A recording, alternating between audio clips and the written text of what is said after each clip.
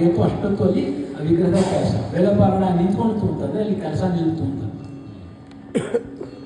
ಅವನು ಬೆಳಗ್ಗೆ ಮಧ್ಯಾಹ್ನ ಎರಡಕ್ಕೂ ಕೂಡ ಮತ್ತೆ ಮಧ್ಯಾಹ್ನ ಊಟ ಮಾಡ್ಕೊಂಡು ಮತ್ತೆ ಕೆಲಸ ಶುರು ಮಾಡ್ತೀನಿ, ಮತ್ತೆ ಸ್ನಾನವನ್ನು ಮಾಡಿ ಸ್ನಾನ ಸಂಧ್ಯಾವನೆ ಮಾಧ್ಯಾಹ್ನಿಕವನ್ನು ಮಾಡಿ ಮತ್ತೆ ಅವನು ಕೆಲಸ ಶುರು ಮಾಡಬೇಕಿತ್ತು. ಇದು ಆಗಿನ ಕಾಲದ ಒಂದು ಕಾಲದಲ್ಲಿ ಈ ರೀತಿಯಾಗಿರ್ತಕ್ಕಂಥ ಪದ್ಧತಿ ಇತ್ತು. ಈಗೆಲ್ಲವೂ ಕೂಡ ಅದೆಲ್ಲ ಲುಪ್ತವಾಗೋಗಿದೆ. ಜೊತೆಗೆ ಈಗೆಲ್ಲ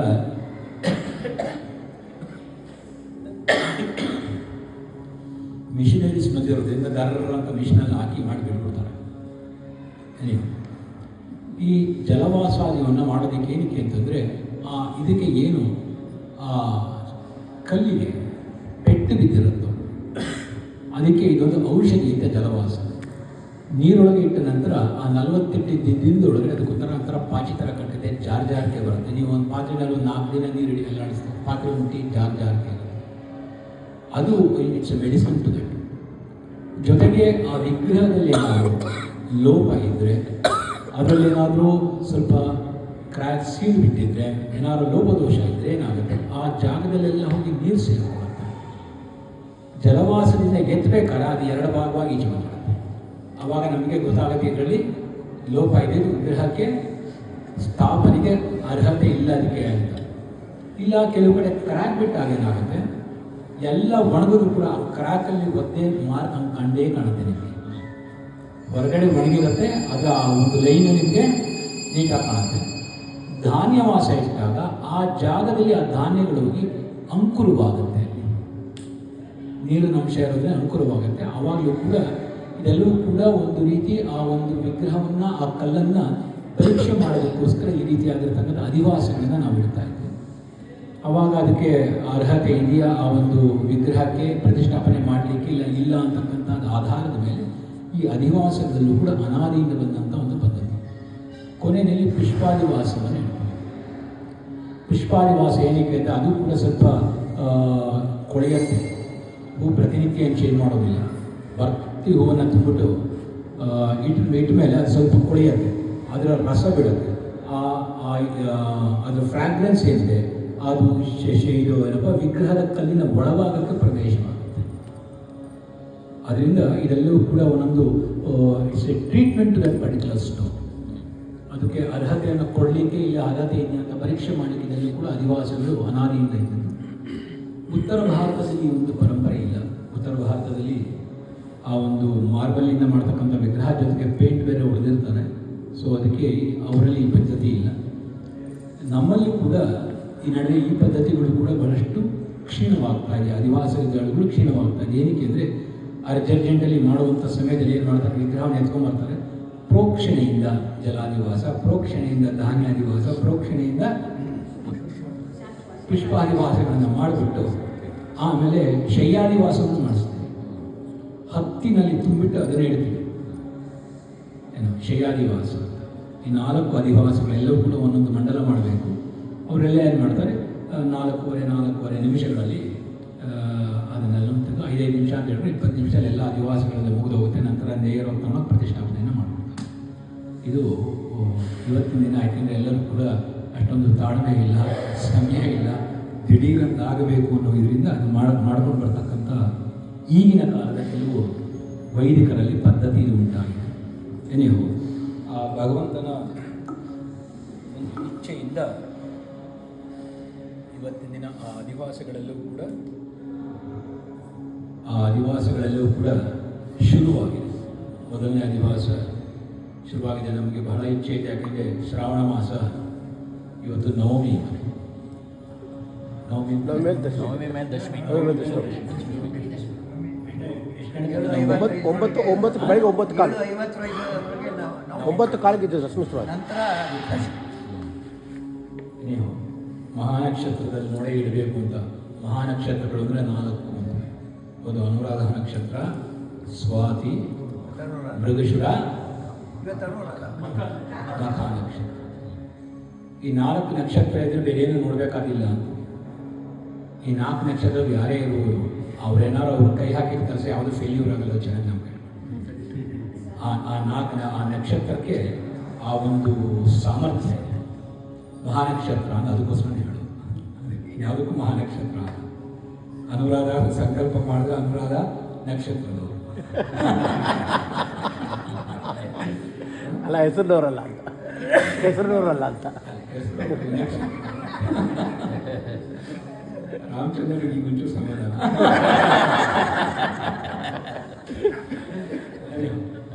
ಒಳ್ಳೆಯದಾಗಪ್ಪ. ನಾವು ರುದ್ರದ ಒಂದು ಕೆಲವು ಮಂತ್ರಗಳ ಅರ್ಥವನ್ನು ನಾವು ನೋಡ್ತಾ ಇದ್ವಿ. ಯಾತೆ ರುದ್ರ ಶಿವ ತನೂರ ಘೋರ ಪಾಪಕಾಶಿನಿ ದಯಾನಸ್ತನುವ ಚಂದ್ರಮಯ ಗಿರಿಶಂತ ವಿಚಾರಶಿ. ಇದರ ಅರ್ಥವನ್ನು ನೋಡಿದ್ವಿ, ಕಂಪ್ಲೀಟ್ ಮಾಡಿದ್ವಿ ಇದರ ಅರ್ಥವನ್ನು. ಯಾಮಿಷಂ ಗಿರಿಶಂತಹಸ್ತೆ ವಿವರ್ಷಸ್ತವೆ ಶಿವಾಂ ಗಿರ್ಕೃತಾಂ ಕುರ್ಮಾಹಿ ಗುಂಸಿ ಪುರುಷಂ ಜಗತ್. ಇಲ್ಲಿ ಗಿರಿಶಂತ, ಹೇ ಭಗವಂತ, ಪರ್ವತವಾಸಿಯಾಗಿರ್ತಕ್ಕಂಥ ಹೇ ಈಶ್ವರ,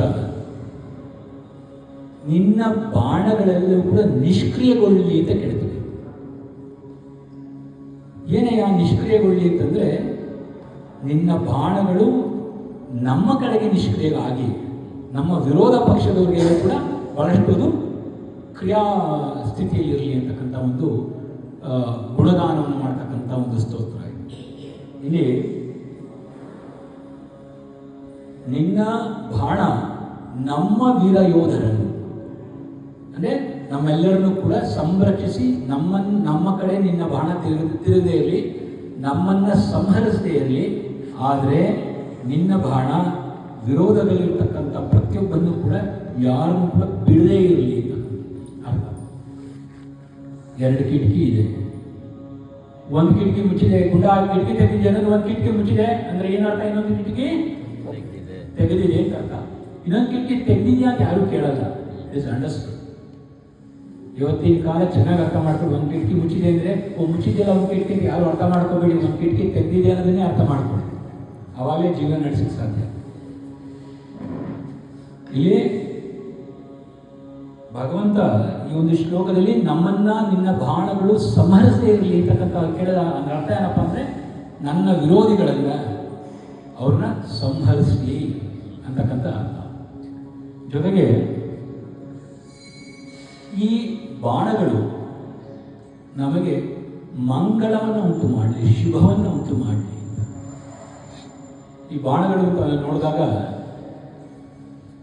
ಈ ಜಗದಂಬೆ ಇಟ್ಕೊಂಡಿರ್ತಕ್ಕಂಥ ಬಾಣ ಯಾವುದಪ್ಪ ಅಂತಂದ್ರೆ, ಕಮಲದ ಹೂವನ್ನು ಬಾಣವಾಗಿ ಮಾಡ್ಕೊಂಡಿರ್ತಾರೆ.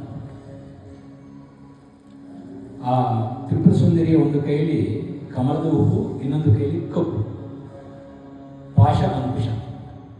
ಈ ಕಪ್ಪು ಬಾಣ ಬಿಲ್ಲಾಗಿ, ಕಮಲದ ಹೂವು ಬಾಣವಾಗಿ ಅವಳ ಕೈಯಲ್ಲಿ ವಿರಾಜಮಾನವಾಗಿರ್ತಕ್ಕಂಥದ್ದು. ಆ ರೀತಿಯಾಗಿ ಇಲ್ಲಿ ಈಶ್ವರನ ಬಾಣ ನನಗೆ ಆ ಪುಷ್ಪದ ಒಂದು ಆನಂದವನ್ನು ನನಗೆ ತೆಗೆದುಕೊಂಡ್ಬರಲಿ, ನನಗೆ ಸುಖವನ್ನು ಉಂಟು ಮಾಡಲಿ ಅಂತಕ್ಕಂಥ ಅರ್ಥದಲ್ಲಿ ಇಲ್ಲಿ ಭಗವಂತ ಅವನ ಗುಣಗಾನವನ್ನು ಈ ಒಂದು ಶ್ಲೋಕದಲ್ಲಿ ಮಾಡಿದ್ದಾರೆ. ಜೊತೆಗೆ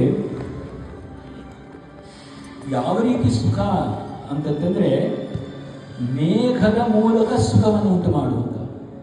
ಅಂದರೆ ಮೇಘ ಅಂದರೆ ಆ ಮೋಡಗಳ ಆವರಣೆ ಆಗಿರಬೇಕು, ದಟ್ಟವಾಗಿರ್ತಕ್ಕಂಥ ಮೋಡ ಅಲ್ಲ, ತೆಳುವಾಗಿರ್ತಕ್ಕಂಥ ಮೋಡದ ಆವರಣೆ. ಯಾವಾಗ ತೆಳುವಾಗಿರ್ತಕ್ಕಂಥ ಮೋಡದ ಆವರಣೆ ಅಂತಂದಾಗ ನಮಗೆ ಜಾಸ್ತಿ ಬಿಸಿಲು ಕೂಡ ತಟ್ಟೋದಿಲ್ಲ, ನಮಗೆ ಚಳಿನೂ ಆಗೋದಿಲ್ಲ. ಜೊತೆಗೆ ಚೆನ್ನಾಗಿ ಅರ್ಥ ಮಾಡ್ಕೊಳ್ಳಿ, ಸೂರ್ಯನ ಕಿರಣಗಳಲ್ಲಿ ಅಲ್ಟ್ರಾವೈಲೆಟ್ ರೇಸ್ ಇರುತ್ತೆ. ನಮ್ಮಲ್ಲಿ ಓಝೋನ್ ಲೇಯರ್ ನಮ್ಮ ಭಾರತದ ಮೇಲೆ ಚೆನ್ನಾಗಿದೆ, ಅದಕ್ಕೆ ನಮಗೆ ನೇರವಾಗಿ ಬೀಳೋಲ್ಲ. ಆದರೆ ನೀವು ಬೇರೆ ದೇಶಗಳಲ್ಲಿ ಓಝೋನ್ ಲೇಯರ್ಲಿ ಬ್ಲೋ ಹೋಲ್ಸ್ ಇರೋದ್ರಿಂದ ಅದು ಅಲ್ಟ್ರಾವೈಲೆಟ್ ರೇಸ್ ಡೈರೆಕ್ಟಾಗಿ ಮನುಷ್ಯನ ಮೇಲೆ ಬಿದ್ದು ಹೊರದೇಶಗಳಿಗೆ, ಇವರಿಗೆ ಎಸ್ಪೆಷಲಿ ಆಸ್ಟ್ರೇಲಿಯಾ, ನ್ಯೂಜಿಲ್ಯಾಂಡ್ ಕಡೆ ಅವ್ರಿಗೆಲ್ಲ ಸ್ಕಿನ್ ಕ್ಯಾನ್ಸರ್ ಜಾಸ್ತಿ ಇದೆ, ಅವ್ರ ಮೈ ಮೇಲೆಲ್ಲ ಡಾಟ್ ಡಾಟ್ ಡಾಟ್ ಆಗಿದೆ. ಅದರಿಂದ ನನ್ನನ್ನು ಕಾಪಾಡು ಅಂತ.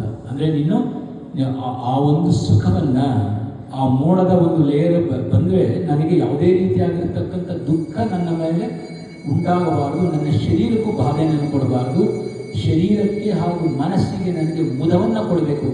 ಆ ರೀತಿಯಾಗಿರ್ತಕ್ಕಂಥ ಸುಖ. ಇಲ್ಲಿ ಸುಮ್ಮನೆ ನಂಗೆ ಸುಖ ಕೊಡಯ್ಯ ಅಂತ ಕೇಳ್ತೀವಿ. ಸುಖದಲ್ಲೂ ಹಲವಾರು ವಿಧಗಳಿದೆ, ಗೊತ್ತಾಗಲ್ಲ. ಆನಂದದಲ್ಲಿ ಈಗ ನಾವು ಸುಖವನ್ನು ಪಡ್ತೀವಿ, ಮಕ್ಕಳು ಹುಟ್ಟು ಸುಖ ಆಯಿತು, ಲಾಟ್ರಿ ಬಂತು ಸುಖ ಬಂತು, ಎಲ್ಲದರಲ್ಲೂ ಆನಂದ, ಖುಷಿ ಆಗುತ್ತೆ. ಆದರೆ ಆ ಖುಷಿಗಳಲ್ಲಿ ಸಾವಿರಾರು ವಿಧಗಳಿದೆ. ಈ ಖುಷಿ ಇದೆ ಮತ್ತೊಂದಿರಲ್ಲ, ಮತ್ತೊಂದಿದೆ ಮುಗ್ದೊಂದಿರಲ್ಲ. ಆದರೆ ನಾವೆಲ್ಲದಕ್ಕೂ ನಗಬಹುದು, ಭಾಳ ಆನಂದವಾಯ್ತಾಯ ಅಂತ ಹೇಳ್ಬೋದು ನಾವು. ಆದರೆ ಆನಂದದಲ್ಲಿ ನಿಮ್ಮನ್ನು ನೀವು ಸ್ವಲ್ಪ ಎಚ್ಚರಿಕೆಯಿಂದ ಅಬ್ಸರ್ವ್ ಮಾಡಿದಾಗ ನಿಮಗೂ ಅರ್ಥವಾಗತ್ತೆ ಈ ಆನಂದಕ್ಕೂ ಆ ಆನಂದಕ್ಕೂ ವ್ಯತ್ಯಾಸ ಇದೆ. ಆ ರೀತಿಯಾಗಿ ಇಲ್ಲಿ ನನಗೆ ಬಹಳಷ್ಟು ಮಂಗಳಕರವನ್ನು ಉಂಟು ಮಾಡುವ ಜೊತೆಗೆ ನಿನ್ನ ಬಹಳ ನನಗೆ ಹಾಗೂ ನನ್ನ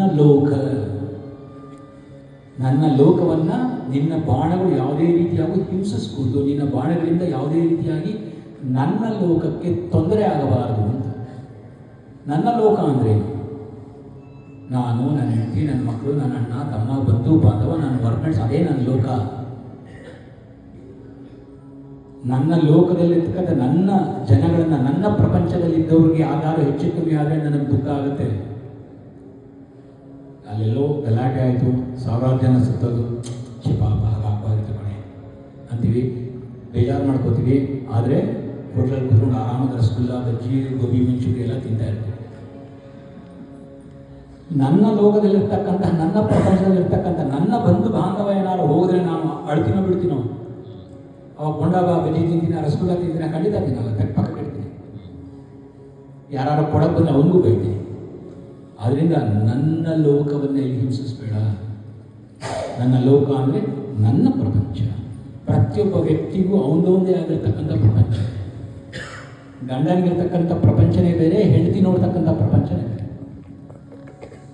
ಆದ್ದರಿಂದ ಯಾರ್ಯಾರು ಪಾರಾಯಣವನ್ನು ಮಾಡ್ತಾ ಇದ್ದಾರೋ ಅವರೋಗಿ ಇದು ಕೇಳ್ಕೊಂಡಂಗೆ ನನ್ನ ಲೋಕವನ್ನು ಅಂದರೆ ನನ್ನ ಜನಗಳನ್ನು.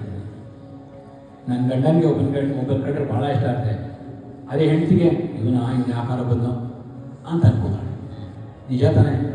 ಈಗ ಹೆಂಡತಿ ಸ್ನೇಹಿತರು ಯಾರು ಮನೆಗೆ ಬರ್ಬೋದು, ಹೆಂಡತಿ ಖುಷಿಯಾಗಿ ಆಧರಿಸ್ಬೋದು. ಈ ಅಮ್ಮ ಏನಕ್ಕೆ ಬಂತು ಅಂತ ಗಂಡ ಅನ್ಕೋತಾಳೆ. ಇದೆಲ್ಲ ಸರ್ವೇ ಸಾಮಾನ್ಯ ಮನೆಗಳಲ್ಲಿ ನಡೀತಕ್ಕಂಥ ಕಥೆಗಳಿದ್ದಲ್ಲೂ ಕೂಡ ಯಾರು ಒಪ್ಕೊಳ್ಳಲ್ಲ. ಆದರೆ ಇದು ನಿಜ. ನಿಮ್ಮ ಮನಸ್ಸಲ್ಲೆಲ್ಲ ಅವು ಕರೆಕ್ಟಾಗಿ ಹೇಳ್ತಾ ಇದ್ದಾರೆ ಅಂತಲೇ ಅನಿಸುತ್ತೆ ನಿಮಗೆ. ಅಂದರೆ ಏನರ್ಥ ಇಲ್ಲಿ? ನನ್ನ ಪ್ರಪಂಚ ಬೇರೆ, ನನ್ನ ಹೆಂಡತಿ ಪ್ರಪಂಚ ಬೇರೆ, ನನ್ನ ಗಂಡನ ಪ್ರಪಂಚ ಬೇರೆ ಅಂತ. ಅದರಿಂದ ನಾನು ಪಾರಾಯಣ ಮಾಡ್ತಾ ಇದ್ರೆ ನನ್ನ ಪ್ರಪಂಚವನ್ನು ನೀನು ಹಿಂಸಿಸಬೇಡ ಅಂದರೆ ಏನರ್ಥ? ನನ್ನ ಪ್ರಪಂಚವನ್ನು ನೀನು, ನನ್ನ ಪ್ರಪಂಚದೇ ನನ್ನ ಬಂಧು ಬಾಂಧವರನ್ನ, ನನ್ನ ಜನಗಳನ್ನು ನೀನು ಸಂರಕ್ಷಣೆ ಮಾಡುವಂತಕ್ಕಂಥ ಅರ್ಥ. ಅದರಿಂದ ಈ ಲೋಕವನ್ನು ಹಿಂಸಿಸಬೇಡ, ನನ್ನನ್ನು ಕಾಪಾಡುವಂತಕ್ಕಂಥದ್ದು. ಶಿವೇನ ವಚಸಾತ್ವಾಗರಿಷಾಚ್ಛಾವದಾಮಸಿ ಗದಾನ ಸರನಿತ್ಯತ್ಮಕಂ ಸುಮನ ಅಸತ್.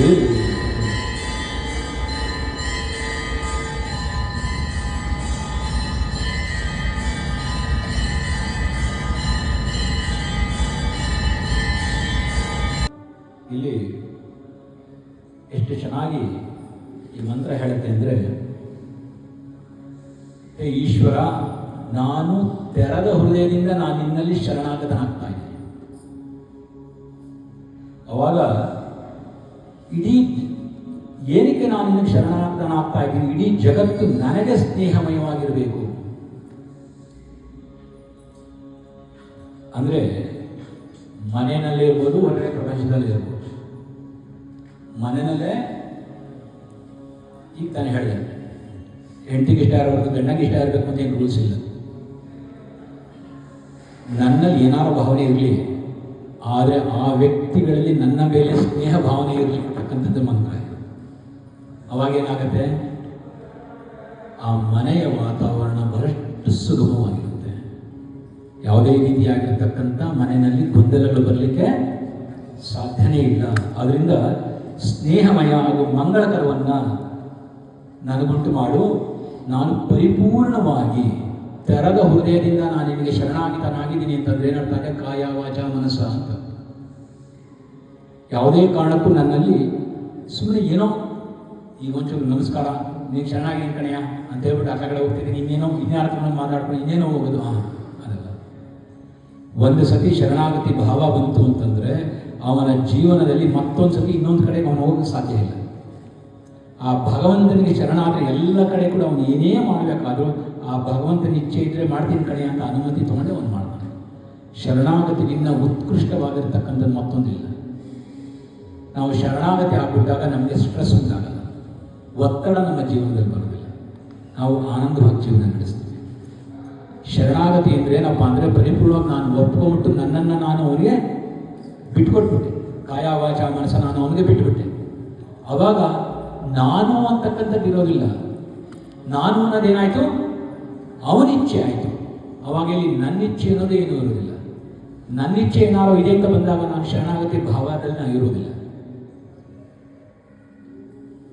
ಸ್ವಾಮಿ ವಿವೇಕಾನಂದ ಸನ್ಯಾಸ ಕೊಡ್ಬೇಕಾದ್ರೆ 4 ಜನ ಶಿಷ್ಯರು ಬಂದ್ರಂತೆ ಮೊದಲನೇ ಸನ್ಯಾಸ ಕೊಟ್ಟಾಗ. ನೋಡಿಯಾ, ನಾನು ಕೆಲವು ನಿಯಮ ಹೇಳ್ತೀನಿ, ಆ ಥರ ಇದ್ದರೆ ನಿನ್ನ ಸನ್ಯಾಸ ಕೊಡ್ತೀನಿ ಅಂತ ಹೇಳಿ. ಸ್ವಾಮಿಗಳು ಏನು ಮಾಡ್ಬೇಕು ನಾವು? ನೋಡಯ್ಯ, ನಿಮ್ಮನ್ನ ಬೆಟ್ಟ ತುದಿ ನಿಲ್ಲಿಸ್ಬಿಟ್ಟು ತಳ್ಳಿಬಿಡ್ತೀನಿ, ಸಾಯಕ್ಕೆ ರೆಡಿ ಇದ್ದೀರೇನ್ರಯ್ಯ ಅನ್ನೋದು. ಸರಿ ನೋಡು, ನನಗೂ ಕಷ್ಟ ಇದೆ ಜೀವನ ನಡೆಸ್ತಾ ಇರೋದು, ಅದರಿಂದ ನಿಮ್ಮನ್ನು ಅಲ್ಲೆಲ್ಲ ಕಾಫಿ ಎಸ್ಟೇಟ್ ಜಾಸ್ತಿ ಬೆಂಗಾಳು ಕಡೆ. ಕಾಫಿ ಎಸ್ಟೇಟಲ್ಲಿ ಕೂಲಿ ಆಳಾಗಿ ನಿನ್ನ ಮಾರಾಟ ಮಾಡ್ಬಿಡ್ತೀನಿ, ಒತ್ತೆ ಆಳು, ಕೂಲಿ ಆಳಲ್ಲ ಒತ್ತೆ ಆಳಾಗಿ ನಿನ್ನನ್ನು ಕೊಟ್ಟುಬಿಡ್ತೀನಿ, ಹೋಗಕ್ಕೆ ರೆಡಿ ಆಗಿದ್ದೀರಾ ಅಂತ ಹೇಳ್ತಾರೆ. ಒಪ್ಕೋತಾರೆ. ನಾನು ನಿಮ್ಗೆ ಏನು ಹೇಳ್ಕೊಡ್ತೀನೋ ಅದನ್ನು ನೀನು ಅಭ್ಯಾಸ ಮಾಡಬೇಕು, ಮತ್ತೊಬ್ಬರಿಗೂ ಹೇಳ್ಕೊಡ್ಬೇಕು. ಒಪ್ಕೋತೀಯ ನೀನು? ಒಪ್ಕೋತೀನಿ. ಅವಾಗ ಅವರು ಸನ್ಯಾಸ ಕೊಡ್ತಾರೆ. ಅವಾಗ ಕೇಳ್ತಾರೆ, ಕೂಲಿ ಒತ್ತೆ ಆಳಾಗಿರ್ತೀನಿ ಅಂದಿಲ್ಲ ಏನಕ್ಕೆ ಅಂತ. ಒತ್ತೆ ಆಳಾಗಿರ್ತಕ್ಕಂಥ ವ್ಯಕ್ತಿಯ ಮನಸ್ಸಿನಲ್ಲಿ ಪ್ರಶ್ನೆ ಉಂಟಾಗಲ್ಲ. ಒತ್ತೆ ಆಳಾದಂಥ ವ್ಯಕ್ತಿನಲ್ಲಿ ಯಾವುದೇ ರೀತಿಯಾಗಿರ್ತಕ್ಕಂಥ ಸಂಶಯ ಬರಲಿಕ್ಕೆ ಸಾಧ್ಯ ಇಲ್ಲ. ಏನಕ್ಕೆ ಅಂತಕ್ಕಂಥ ಪ್ರಶ್ನೆ ಬರಲ್ಲ, ಅವನಲ್ಲಿ ಸಂಶಯ ಇರಲ್ಲ. ಆ ಯಜಮಾನ ಏನು ಹೇಳ್ತಾನೆ ಕಣ್ಣು ಮುಚ್ಕೊಂಡು ಮಾಡ್ಕೊಂಡು ಹೋಗ್ತಿರ್ತಾನೆ. ಆ ಭಾವನೆ ಭಗವಂತನಲ್ಲಿ ಬಂದರೆ ಅದನ್ನು ನಾವು ಶರಣಾಗತಿ, ಆ ಭಾವ ಬರಬೇಕು. ನಾವು ವೇದಾಂತದಲ್ಲಿ ಗುರು ವೇದಾಂತ ವಾಕ್ಯೇಶು ವಿಶ್ವಾಸ ಅಂತ ಹೇಳಿ ಅದು ಇಲ್ಲಿ ಭಗವಂತ ತಿಳಿಸಿದರು. ಆ ವಿಶ್ವಾಸ ಇರಬೇಕು ಆ ಗುರುವಿನಲ್ಲಿ. ಹಾಗೂ ವೇದಾಂತ ಅಂದರೆ ಶಾಸ್ತ್ರ, ಶಾಸ್ತ್ರ ಅಂದರೆ ಜ್ಯೋತಿಷ್ಯ ಅಲ್ಲ, ವೇದಗಳಲ್ಲಿ. ಯಾವ ರೀತಿ ವಿಶ್ವಾಸ ಅಂದ್ರೇನು? ಒಂದು ಮಗುವನ್ನು ಕರೆದು ತಾಯಿ ಆಗಿರ್ತಕ್ಕಂಥ, ನೋಡೋ ನಿಮ್ಮ ಅಪ್ಪ ಕಣವನು, ನನ್ನ ಅಪ್ಪ ಅಂತ ಕರೆಯೋಂದ್ರೆ ಕಣ್ಣು ಮುಚ್ಕೊಂಡು ಅಪ್ಪ ಅನ್ನತ್ತೆ ಹೊರತು ಅಮ್ಮ ನೀನು ನಿಜ ಹೇಳ್ತಾ ಇದೆಯಾ ಅಂತ ಕೇಳಲ್ಲ. ಕೇಳತ್ತಾ? ನಾವು ಯಾರಾಗ ಕೇಳಿದೀವ? ನಾವು ಶತಕದಾಯ ಕೇಳಲ್ಲ. ಏನಕ್ಕೆ? ವಿಶ್ವಾಸ. ಆ ವಿಶ್ವಾಸ ಗುರುವಿನಲ್ಲಿ, ಆ ವಿಶ್ವಾಸ ಶಾಸ್ತ್ರದಲ್ಲಿ ಇರೋದು, ಅವನೊಬ್ಬನೇ ಶರಣಾಗತಿ ಆಗಲಿಕ್ಕೆ ಸಾಧ್ಯ, ಅವನೊಬ್ಬನೇ ಪಾರಾಗಲಿಕ್ಕೆ ಸಾಧ್ಯ, ಬೇರೆಯವರು ಪಾರಾಗೋದಿಲ್ಲ. ತರ್ಕ ಬುದ್ಧಿಗೆ ಭಗವಂತ ಸಿಗೋಲ್ಲ. ಏನಕ್ಕೆ ಇದೆಂಗೆ ಅದೆಂಗೆ ಭಗವಂತ ಸಿಗಲ್ಲ. ಭಗವಂತ ಹೇಳ್ದ ಯಥಾ ಇಚ್ಛಿಸಿ ತಥಾ ಕುರು ಅಂದ. 18ನೇ ಶ್ಲೋಕ 18ನೇ ಅಧ್ಯಾಯದ ಕೊನೆಯಲ್ಲಿ ಭಗವಂತ ಇದನ್ನು ಹೇಳ್ದ ಅರ್ಜುನನಿಗೆ, ನಿನ್ಗೆಲ್ಲಾನು ಹೇಳಿಕೊಟ್ಟಿದ್ದೀನಿ ಕಣಯ್ಯ, ಆದರೆ ನೀನು ಏನು ಇಚ್ಛೆ ಇದೆಯೋ ಅದನ್ನು ಮಾಡು ಅಂದ. ನಮಗೆ ನಮ್ಮ ಧರ್ಮದಲ್ಲಿ ವ್ಯಕ್ತಿ ಸ್ವಾತಂತ್ರ್ಯತೆ ಇದೆ. ಏನಕ್ಕೆ? ಪ್ರತಿಯೊಬ್ಬ ಮನುಷ್ಯನಿಗೂ ಆ ಜಗದ ಮೇಲೆ ವಿವೇಕವನ್ನು ಕೊಟ್ಟಿದ್ದಾಳೆ, ಬುದ್ಧಿಯನ್ನು ಕೊಟ್ಟಿದ್ದಾಳೆ. ಅದನ್ನು ಯೋಚನೆ ಮಾಡಿ ಯಾವ್ದು ಒಳ್ಳೆಯದು ಯಾವ್ದು ಕೆಡದು ಅಂತ ನಿರ್ಧಾರ ಮಾಡ್ತಕ್ಕಂಥ ಒಂದು ಸಾಮರ್ಥ್ಯ ನಮ್ಮಲ್ಲಿದೆ. ಆದ್ದರಿಂದ ಯಥಾ ಇಚ್ಛಿಸಿ ತಥಾ ಕುರು. ಆ ಸಾಮರ್ಥ್ಯ ಎಲ್ಲಿಗೆ ಹೋಗಬೇಕಪ್ಪ ಅಂತಂದರೆ ವಿಶ್ವಾಸ ಹೋಗಬೇಕು. ಅವಾಗಲೇ ಇವನು ಇಲ್ಲಿ ಪರಿಪೂರ್ಣವಾಗಿ ಶರಣಾಗತಿ ಆಗಲಿಕ್ಕೆ ಸಾಧ್ಯ. ಅದರಿಂದ ಈ ಗಿರಿಶಾಚ್ಛಾವಧಾಮ ಸೇನೆ, ಗಿರಿಶಾಚ ಅವನು ಗಿರಿಗಂಧರದಲ್ಲಿ ವಾಸ ಮಾಡ್ತಾ ಇರ್ತಕ್ಕಂಥದ್ದು, ಹಿಮಾಲಯ ಪರ್ವತದಲ್ಲಿ ಅವನು ಕೈಲಾಸದಲ್ಲಿ ಇರೋದ್ರಿಂದ ಅವನಿಗೆ ಗಿರೀಶ ಅಂತಕ್ಕಂಥ ಒಂದು ಹೆಸರು ಕೂಡ ಅವನಿಗೆ ಬಂದಿರತಕ್ಕಂಥದ್ದು. ಅದರಿಂದ ಈ ಶಿವೇನ ಅನ್ನೋದಕ್ಕೆ ಇನ್ನೊಂದು ಅರ್ಥ ಏನು ಹೇಳ್ತಾರೆ, ವೈದ್ಯರಾಜ ಅಂತ ಕೂಡ ಹೇಳ್ತಾರೆ. ಪರಿಪೂರ್ಣವಾಗಿ ಎಲ್ಲ ಗಿಡಮೂಲಿಕೆಗಳ ಇದನ್ನು ಪರಿಪೂರ್ಣವಾಗಿ ಅರ್ಥೈಸ್ಕೊಂಡಿರ್ತಕ್ಕಂಥ ವ್ಯಕ್ತಿ ಶಿವ ಅಂತಕ್ಕಂಥ ಅರ್ಥದಲ್ಲಿ ಕೂಡ ಈ ಶಿವ ಅನ್ನತಕ್ಕಂಥ ಶಬ್ದಕ್ಕೆ ಈ ಅರ್ಥವನ್ನು ಕೂಡ ಇಲ್ಲಿ ಹೇಳ್ತಾರೆ. ಅವನಿಗೆ ಅದರ ಜೊತೆಗೆ ಗಿರೀಶ ಅಂತಕ್ಕಂಥದ್ದು ಏನು ಹೇಳಿದ್ದಾನೆ ಅಂತಂದರೆ, ಈ ಪರ್ವತಗಳಲ್ಲಿ ಹೆಚ್ಚಾಗಿ ಗಿಡಮೂಲಿಕೆಗಳು ಸಿಗೋದು ನಿಮಗೆ ಪರ್ವತದಲ್ಲಿದೆ. ಅದಕ್ಕೋಸ್ಕರ ಹನುಮಂತ ಅಲ್ಲಿ ಹೋಗಿ ಸಂಜೀವಿನಿ ಪರ್ವತನ ಎತ್ಕೊಂಡ್ಬಂದಿದ್ದು ಹಿಮಾಲಯದಿಂದ. ಏನೋ ಅವನು ಅಲ್ಲೆಲ್ಲೋ ಎಲ್ಲೋ ಪ್ಲೇನಲ್ಲಿ ಹುಡುಕಲಿಲ್ಲ ಸಂಜೀವಿನಿ ಗಿಡವನ್ನು, ಸಂಜೀವಿನಿ ಪರ್ವತ, ಅದಕ್ಕೋಸ್ಕರ ಅವನು ಹಾಕೊಂಡು ಹೋದ ಅಲ್ಲಿಗೆ. ಅದರಿಂದ ಪರ್ವತಗಳಲ್ಲಿ ಕಂದರಗಳಲ್ಲಿ ಹೆಚ್ಚಾಗಿ ಗಿಡಮೂಲಿಕೆಗಳು ಸಿಗ್ತಕ್ಕಂಥದ್ದು. ಅದರಿಂದ ಅದರ ಪರಿಪೂರ್ಣ ಜ್ಞಾನ ಅಂದ್ರೇನು, ಯಾವುದನ್ನ ಏನಕ್ಕೆ ಯಾವಾಗ ಎಷ್ಟು ಪ್ರಮಾಣದಲ್ಲಿ ಯಾವ ಪರಿಣಾಮದ ಉಪಯೋಗಿಸಿದ್ರೆ ಏನು ಪರಿಣಾಮ ಬೀಳುತ್ತೆ ಆ ಒಂದು ಶರೀರದ ಮೇಲೆ ಅಂತಕ್ಕಂಥ ಪರಿಪೂರ್ಣ ಜ್ಞಾನ ಅದನ್ನು ಹೊಂದಿರತಕ್ಕಂಥವನು. ಅವನಿಗೆ ಇಲ್ಲಿ ಶಿವ ಅಂತಕ್ಕಂಥ ಒಂದು ಅರ್ಥದಲ್ಲೂ ಕೂಡ ಇಲ್ಲಿ ಹೇಳಿದ್ದಾರೆ. ಜೊತೆಗೆ ನಿನ್ನಲ್ಲಿ ಅಕ್ಷಯಂ ಏನೋ ಸರ ಜಗತ್ ಅಕ್ಷಯಂ ಅಕ್ಷಯ ಅಂದ್ರೆ ಏನು ಹೇಳ್ತಾರೆ ಅಂತಂದರೆ ಕ್ಷಯ ಇಲ್ಲಿರ್ತಕ್ಕಂಥದ್ದು. ನೀನು ಮನಸ್ಸು ಮಾಡಿದ್ರೆ ಯಾವುದೇ ರೀತಿಯಾಗಿರ್ತಕ್ಕಂಥ ಕ್ಷಯ ನಮಗೆ ಬರದೇ ಇರೋಗೆ ನೀನು ಕಾಪಾಡ್ಬೋದು. ನನ್ನನ್ನು ಅಕ್ಷಯನಾಗಿ ನೀನು ಮಾಡ್ಬೋದು. ಆದ್ದರಿಂದ ಇಲ್ಲಿ ರೋಗ ರುಜಿನ ಅನ್ನೋದು ಚೆನ್ನಾಗಿ ಅರ್ಥ ಮಾಡ್ಕೊಳ್ಳಿ. ಒಂದು ಶಾರೀರಿಕ ರೋಗ, ಇನ್ನೊಂದು ಮಾನಸಿಕ ರೋಗ. ಈ ಶಾರೀರಿಕ ರೋಗಾದಿಗಳು ಕೂಡ ಎರಡು ವಿಧ. ಆಯುರ್ವೇದದಲ್ಲಿ ಏನು ಹೇಳ್ತಾರೆ ಅಂತಂತಂದರೆ, ಒಂದು ಆಹಾರದಿಂದ ಬರ್ತಕ್ಕಂಥ ರೋಗಾದಿಗಳು, ಇನ್ನೊಂದು ಪೂರ್ವ ಜನ್ಮದಲ್ಲಿ ಮಾಡಿರ್ತಕ್ಕಂಥ ಕರ್ಮಾದಿಗಳಿಂದ ಬಂದಿರತಕ್ಕಂಥ ರೋಗಾದಿಗಳು. ಈಗಿರ್ತಕ್ಕಂಥ ವೈದ್ಯರೆಲ್ಲರೂ ಕೊಡ್ತಕ್ಕಂಥ ಆ ಒಂದು ಔಷಧಿಗಳೇನಿದೆ ಅದು ಕೇವಲ ಆಹಾರಾದಿಗಳಿಂದ ಬಂದಿರತಕ್ಕಂಥ ರೋಗವನ್ನು ಗುಣ ಮಾಡ್ತಕ್ಕಂಥ ಔಷಧಿಗಳೇ ಹೊರತು ಪ್ರಾರಬ್ಧ ಕರ್ಮದಿಂದ ಬಂದಿರತಕ್ಕಂಥ ರೋಗಗಳನ್ನು ಗುಣ ಮಾಡ್ತಕ್ಕಂಥ ಔಷಧಿ ಯಾರೂ ಕಂಡುಹಿಡಿದಿಲ್ಲ. ಅದು ಕರ್ಕೊಂಡು ಹೋಗೋಕ್ಕೆ ಬರೋದು ಏನು ಕೃತ ಪಾಪಂ ವ್ಯಾಧಿ ರೂಪೇಣ ಬಾಧ್ಯತೆ, ಪೂರ್ವಜನ್ಮ ಕೃತ ಪಾಪಂ ವ್ಯಾಧಿ ರೂಪೇಣ ಬಾಧ್ಯತೆ. ಆದ್ದರಿಂದ ಅದನ್ನು ಕರ್ಕೊಂಡು ಹೋಗೋಕ್ಕೆ ಬರೋದು. ಆದರೆ ಇಲ್ಲಿ ಇವನನ್ನ ವೈದ್ಯರಾಜ ಅಂತ ಏನಕ್ಕೆ ಹೇಳಿದ್ದಾನೆ ಅಂತಂದರೆ, ಜನ್ಮ ಜನ್ಮಾಂತರದಿಂದ ಇರತಕ್ಕಂಥದ್ದನ್ನು ಕೂಡ ಹೋಗಲಾಡಿಸ್ತಕ್ಕಂಥ ಸಾಮರ್ಥ್ಯ ನಿನಗಿದೆ. ನೀನು ಎಲ್ಲವನ್ನು ಕೂಡ ಕಳೀಬಹುದು ನೀನು. ಆದ್ದರಿಂದ ನೀನು ರಾಜನಾಗಿರ್ತಕ್ಕಂಥವನು. ಆದ್ದರಿಂದ ಇಡೀ ಈ ಒಂದು ನನ್ನ ಜನಗಳನ್ನು, ಅಂದರೆ ನನ್ನ ಪ್ರಪಂಚದಲ್ಲಿರ್ತಕ್ಕಂಥ ಜನಗಳನ್ನು, ಹೇ ವೈದ್ಯರಾಜನಾಗಿರ್ತಕ್ಕಂಥವನೇ, ಎಲ್ಲರನ್ನೂ ನೀನು ಗುಣಪಡಿಸು ಅಂತಕ್ಕಂಥ ಒಂದು ಪ್ರಾರ್ಥನೆಯ ಒಂದು ಮಂತ್ರ. ಮುಂದಿನ ಮಂತ್ರವನ್ನು ನಾವು ಮುಂದಿನ ಸತಿ ನೋಡೋಣಂತೆ. ಓಂ ಪೂರ್ಣಮದಃ ಪೂರ್ಣಮಿದಂ ಪೂರ್ಣಾತ್ ಪೂರ್ಣಮುದಚ್ಯತೆ ಪೂರ್ಣಸ್ಯ ಪೂರ್ಣಮಾದಾಯ ಪೂರ್ಣಮೇವಾವಶಿಷ್ಯತೆ. ಓಂ ಶಾಂತಿ ಶಾಂತಿ ಶಾಂತಿ. ಶ್ರೀ ಗುರುಭ್ಯೋ ನಮಃ. ಹರಿ ಓಂ.